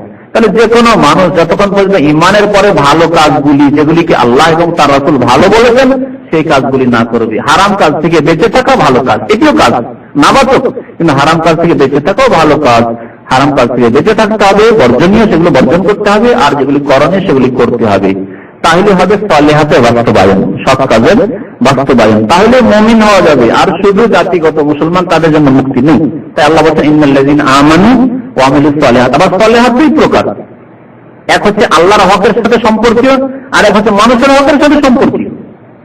আল্লাহর হক অনেকে আদায় করে, কিন্তু মানুষের হক আদায় করে, মানুষের সাথে তার বিহেভ আচরণ ভালো না, লেবার করে জুলুম করে, অথচ নামাজি মুসলিম হতে পারে এরকম, স্ত্রীর উপর জুলুম করে, অথচ নামাজি মানুষ, ছেলে মেয়েদের লালন পালন করলো না, আদব কায়দা ইসলামিক ছিল, অথচ নিজেদের জীবনে বেশ নামাজি মুসলিম মানুষ অনেক আছে, মেয়ের পর্দা করে না, অথচ সে মুসলিম, এরকম অনেক আছে আমাদের সমাজে। যথেষ্ট নাই, এগুলি হচ্ছে মানুষের হক। আপনার মেয়েকে ইসলামিক পর্দা শিখাতে হতো, এটি হচ্ছে তার হক। আপনার ছেলেদেরকে ইসলামিক আদব কায়দা ইসলামিক শিক্ষা দিতে হতো, সেটি হচ্ছে তাদের হক। আপনার স্ত্রীর সাথে সদাচরণ করতে এবং তাকে ইসলামিক জ্ঞান দিতে হতো, এটি হচ্ছে তার হক, ইত্যাদি ইত্যাদি। এইভাবে মাতা পিতার হক রয়েছে। অনেকে নামাজি মানুষ, জ্ঞানও রাখে ইসলামের সম্পর্কে, মাতা পিতার সেবা করে না, মাতা পিতাকে খুশি রাখে না, অসন্তুষ্ট রাখে, কষ্ট দেয়, হক আদায় করে না তাদের, না মুক্তি পাবে না। আমিলুস সালিহাত, দুই রকমেরই সালিহাত লাগবে। তাহলে এরা হলো কি, উলাইকা হুম খায়রুল বারিয়া, শারুল বারিয়ার বিপরীত। যারা ঈমান নিয়ে আসলো এবং ভালো কাজ করলো, এরা হচ্ছে সৃষ্টির সেরা। খায়র, শারের বিপরীত হচ্ছে খায়র, খায়রুল বারিয়া, সৃষ্টির সেরা হচ্ছে কে? তাহলে যারা আল্লাহর প্রতি ঈমান নিয়ে আসছে, তার সাথে সাথে আরো যে 6টি জিনিসের প্রতি ঈমান নিয়ে আসার কথা বলে, ঈমান নিয়ে আসছে এবং সব কাজগুলি করে, তারা হচ্ছে সৃষ্টির সেরা। যারা সৃষ্টির সেরা, এরা কয় শ্রেণীর জানেন? কত শ্রেণী? চার প্রকারের, কোরআনের ভাষায় বলা হয় এরা হচ্ছে চার প্রকারের। প্রথম হচ্ছে নবী এবং রাসূল। প্রথম হচ্ছে নবী এবং রাসূল, সৃষ্টির সেরা, খায়রুল বারিয়া। সবচেয়ে খায়রুল বারিয়া হচ্ছে নবী এবং রাসূল। নবী রাসূলদের মধ্যে আমাদের প্রিয় নবী মুহাম্মদ রাসূলুল্লাহ সাল্লাল্লাহু আলাইহি ওয়াসাল্লাম নবী রাসূলদের সেরা। তো খায়রুল বারিয়া হচ্ছে প্রথম স্তরে আম্বিয়া এবং রাসূলগণ। তারপরে হচ্ছে সিদ্দিকগণ, অর্থাৎ আর সিদ্দিকদের সেরা হচ্ছেন কে? যেমন নবী রাসূলদের সেরা মুহাম্মদ রাসূলুল্লাহ সাল্লাল্লাহু আলাইহি ওয়াসাল্লাম, তেমন সিদ্দিকদের সেরা হচ্ছেন আল্লাহর ওলি, আল্লাহর নেক বান্দাদের সেরা হচ্ছেন আবু বকর সিদ্দিক রাদিয়াল্লাহু তাআলা। আবু বকরকে সিদ্দিক উপাধি দেওয়া হয়েছে, এর মানে এই নয় যে ওমর সিদ্দিক নন বা হাজার হাজার সাহাবা, লক্ষ লক্ষ সাহাবা কেন সিদ্দিক নন, তারা সবাই সিদ্দিক। সিদ্দিক প্রত্যেক জামানের সিদ্দিক থাকবে, অত্যন্ত সত্যবাদী, যাদেরকে কোটি কোটি টাকা দিয়েও খরিদ করা যাবে না, তাদের ইমানের কিঞ্চিত পরিমাণ খরিদ করে নিতে পারবে না। তবে তোমাকে 1 লাখ টাকা দেবো, কিন্তু তোমার দাড়ি রাখতে হবে না, 1 লাখ টাকা দিয়েও খরিদ করতে পারবেন না। কিন্তু আরেকজন দেখো তোমার 500 রিয়াল বেতন 500 রিয়াল বা 300 রিয়াল, কিন্তু দাড়ি রাখা চলবে না, তো ওকে ওকে অসুবিধা নেই, আমার 300 রিয়াল অনেক, ঠিক না? এইরকমও লোক আছে। তাহলে একটা উদাহরণ দিয়ে বললাম, এইরকম দিনের অনেক ক্ষেত্রে, ঠিক আছে, তুমি জামাতে নামাজ পড়তে যেতে পারবেন না, আজীবন ওই চাকরি করে যাচ্ছেন, কি করবো, জামাতে নামাজ পড়তে পারছেন, আজীবন আপনি ওই হাল্লাকের কাজ করছেন, বারবার শপে কত লোকের দাড়ি আপনি মুছে মুছে দিচ্ছেন, নিজে তো গুনাহ করছেন আর অনেককে গুনাহ করাচ্ছেন, আর তাদের জন্য গুনার পথ খুলে দিচ্ছেন। সিগারেট বিক্রি করছেন, বাকালাই চলবে না সিগারেট না বিক্রি করলে, বাকালাই চলবে না সিগারেট না বিক্রি করলে। এই যে আপনি হিসাব করে দেখেন যে কত টাকার মান্থলি আপনার সিগারেট বিক্রি হচ্ছে, তারপরে দেখলেন 1000 রিয়াল, না 1000 রিয়াল অনেক, মাসে 1000 রিয়াল হচ্ছে কম কথা, একজন লেবারের বা আমার বেতনটা উঠে আসবে, ছাড়া যাবে না, ছাড়তে পারলেন না। কিন্তু আল্লাহ যাদেরকে তাকওয়া দান করেছেন ছেড়ে দিয়েছে। এখানে দাম্মামে বেশ কিছু আপনার সুপার মার্কেট আছে, সিগারেট বিক্রি হয় না, অনেকে জানেন না, তার মধ্যে একটি কাছে আছে বলে দিচ্ছি আপনাদেরকে। এবং প্রত্যেক মুসলিম দিনদারের উচিত যে এই সব দোকানের সাথে আদান প্রদান করবে, এইসব দোকান থেকে ক্রয় করবে যারা দিনদার পরিষ্কার মানুষ, আল্লাহর ভয় শুধু সিগারেট রাখে না, নাহলে কত লোক সেখান থেকে সিগারেট কিনতে পারে। এই যে বিজিম্যান রয়েছে, এই যে জামা মসজিদের কাছে যে বিজিম্যান সেন্টার রয়েছে, সিগারেট খুঁজে দেখে পাবেন না। তারপরে বারবার শপের যত মানে যন্ত্রপাতি আছে, খুর বা ব্লেড বা এই ধরনের যেগুলো জিনিস, সেগুলি পাবেন না তাদের কাছে। সাবান পাবেন না, বিশেষ সাবান তারা ব্যবহার করে, তাই না? বিশেষ সাবান বারবার শপে ব্যবহার হয় নাপিতদের কাছে, ওই সাবান পাবেন না সেখানে। এই খবরটি কিছুদিন আগে আমি জানলাম এবং খুব খুশি হলাম। আরো বেশ কিছু এরকম সুপার মার্কেট রয়েছে। তো কাশিমে দেখলাম অনেক রয়েছে, কাশিমে বেশ কিছু বারবার সব লিখা আছে যে এখানে দাড়ি সেভ করা হয় না, অথচ সে জানছে যে আমার লস, আর্থিক লস আছে, কিন্তু তাকে আর্থিক লসে খরিদ করে নিতে পারে, তার ইমানকে খরিদ করতে পারে। তো খায়রুল বারিয়া সিদ্দিকিন, প্রত্যেক জামানায় সিদ্দিকিনরা থাকবেন, দ্বিতীয় স্তর তাদের। তারপরে সোহাদা, শহীদগণ। এই যে শহীদগণ, শহীদ মানে কি? শহীদ মানে যারা আল্লাহ রাস্তায় জিহাদে গিয়ে শহীদ হয়েছেন, এরা হচ্ছে সর্বোত্তম শহীদ। বাকি অন্যান্য আরো শহীদ রয়েছে 7 প্রকারের বা তারও বেশি হতে পারে। তো এরাও শহীদ হুকুমের দিক দিয়ে, বিধানের দিক দিয়ে, মানে শহীদের মর্যাদা পাবেন। কিন্তু এই শহীদদের এই আয়াতে যে শহীদ বলা হয়েছে, এর আরেকটি তাফসীর করা হয়েছে, আপনাদের জন্য আজকে নতুন লাগবে, শুনে রাখেন। আল্লাহ রাব্বুল আলামিন এদের মর্যাদার কথা বলেছেন, তার তৃতীয় মর্যাদা। চতুর্থ মর্যাদা হচ্ছে সালেহীন, সৎ বান্দা, সাধারণ কিন্তু সৎ বান্দা, নেক মানুষ, হারাম থেকে বেঁচে থাকে, অবৈধ কাজ থেকে বেঁচে থাকে এবং ফরজ অজেব সুন্নাত আদায় করে, সালেহীন। এরা হচ্ছে চতুর্থ স্থান ইসলামে এদের বা ইমানের ক্ষেত্রে। সোহাদা, শহীদের বহুবচন। শহীদের একটি অর্থ আল্লাহ রাস্তায় যারা শহীদ হয়, তাই না? আর একটি অর্থ শহীদের সাক্ষ্য দানকারী, শাহাদাত দানকারী, যে সাক্ষী দিয়ে থাকে। তো সাক্ষী কারা দিয়ে থাকে এ সম্পর্কে আল্লাহ রাব্বুল আলামিন একটি আয়াতে সূরা আলে ইমরানে ইরশাদ করেছেন, শাহিদাল্লাহু আন্নাহু লা ইলাহা ইল্লাল্লাহ ইল্লাহু ওয়াল মালায়েকাতু ওয়া উলুল ইলমি কায়িমান বিল কিসত। আল্লাহ সাক্ষ্য দান করছেন যে আল্লাহ ছাড়া কেউ সত্য মাবুদ নেই, ইল্লাহু, তার ছাড়া কেউ সত্য মাবুদ নেই। ওয়াল মালায়েকা, ফেরেশতাগণ সাক্ষ্য দান করছেন। আর মানুষের মধ্যে থেকে ওয়া উলুল ইলম, উলামায়ে কিরাম, আহলে ইলম। উলুল ইলম মানে জ্ঞানী, যারা জ্ঞানী। উলামায়ে কিরাম মানে বিধানপন্থী, তার অন্তর্ভুক্ত নয়। উলামায়ে কিরাম মানে জরুরি নয় যে সে মাদ্রাসা থেকে একেবারে পাগড়ি নিয়ে ফারিয়ে আসবে, কমি মাদ্রাসা থেকে বালিয়া মাদ্রাসা কামেল ডিগ্রি নিয়ে আসবে, জরুরি নয়। ওলামার অর্থ ইসলামের বুঝে নেন। ওলামা তো আমাদের ভাষায় সে আলেম, দেশি ভাষায় যে এটা মাদ্রাসা থেকে পাস করলে সে আলেম হয়ে গেল, না না, আলেম মানে জ্ঞানী। কিসের জ্ঞানী? দিন ইসলাম সম্পর্কে, কোরআন এবং হাদিস সম্পর্কিত। কোরআন এবং হাদিস সম্পর্কে যেখান থেকে হোক না কেন সে জ্ঞান হাসিল করেছে, যথেষ্ট জ্ঞান হাসিল করেছে, যার মাধ্যমে সে নিজেকে বাঁচাতে পারে, নিজের পরিবারকে বাঁচাতে পারে, নিজের আপনজন আত্মীয়দেরকে বাঁচাতে পারে, মুসলিম সমাজকে দাওয়াত দিতে পারে সঠিক দিলে। এ হচ্ছে আলেম, উলুল ইলম। এদের মর্যাদা হচ্ছে তৃতীয় মর্যাদা। এদেরকে শাহাদা আল্লাহ কেন বলেছেন? শাহিদ আল্লাহ, সাক্ষ্য দান করেছেন আল্লাহ, ফেরেশতা এবং মানুষের মধ্যে থেকে উলুল ইলম, জ্ঞানীগণ, উলামায়ে কিরাম। তো যারা উলামায়ে হাক্কানি, উলামায়ে রাব্বানি, সৎ উলামায়ে কিরাম, কোরআন সুন্নাহর উপর যারা কায়েম, তাদেরও মর্যাদা রয়েছে কোরআনে। সুতরাং আল্লাহ রাব্বুল আলামিন এই চার প্রকারের কথা বর্ণনা করেছেন। ওমান ইউতিল্লাহ ওয়া রাসূলাহু ফাউলাইকা মা'আল্লাযিনা আন'আমা আল্লাহু আলাইহিম মিনান নাবিয়্যিনা ওয়াস সিদ্দিকিনা ওয়াশ শুহাদা'i ওয়াস সালিহিন। এই চার প্রকার লোকের কথা, এরা হচ্ছে সৎ লোক। এদের জন্য এরা হচ্ছে সৃষ্টির সেরা। তো সৃষ্টির সেরা খায়রুল বারিয়া, নবিয়্যিন ওয়াস সিদ্দিকিন ওয়াশ শুহাদা। তাহলে শুহাদার দুইটি তাফসীর মনে রাখবেন। এক হচ্ছে যারা আল্লাহর রাস্তায় নিজের জীবনকে কুরবানি করেছেন, শহীদ হয়েছেন। আর আরেক হচ্ছে উলামায়ে কিরাম, যাদেরকে আল্লাহ সঠিক দিনের জ্ঞান দান করেছেন এবং সেই সঠিক দিন পালনও করে বটে।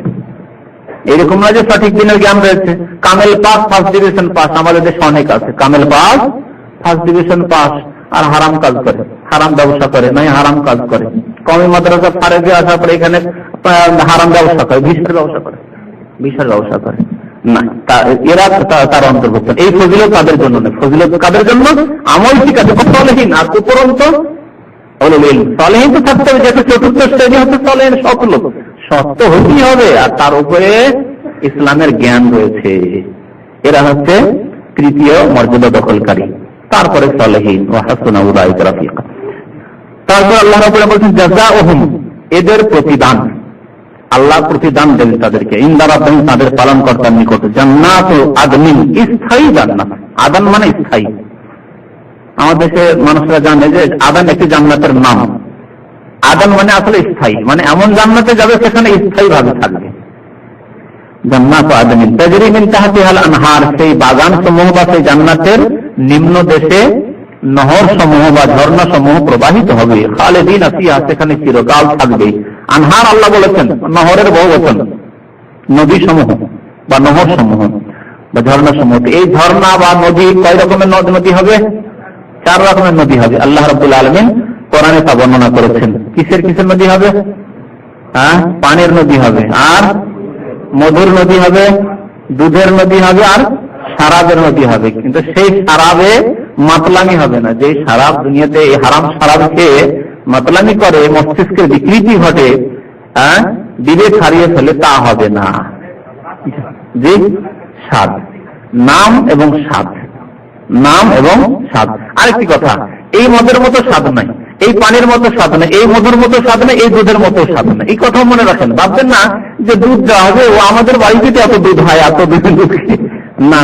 হযরত আব্দুল্লাহ বিন আব্বাস রাদিয়াল্লাহু তাআলা আনহু এই জন্য বলছেন যে দেখো, এই যে 4টি নহর হবে, নামগুলি শুধু এইরকম, স্বাদ একেবারেই আলাদা, স্বাদের সাথে কোনো তুলনা নেই।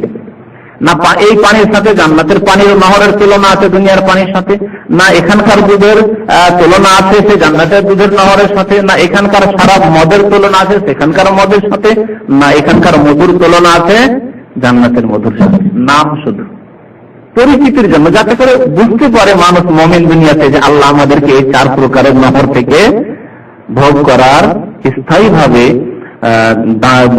তৌফিক দেবেন এবং আমাদেরকে এই নিয়ামত দান করবেন জান্নাতে।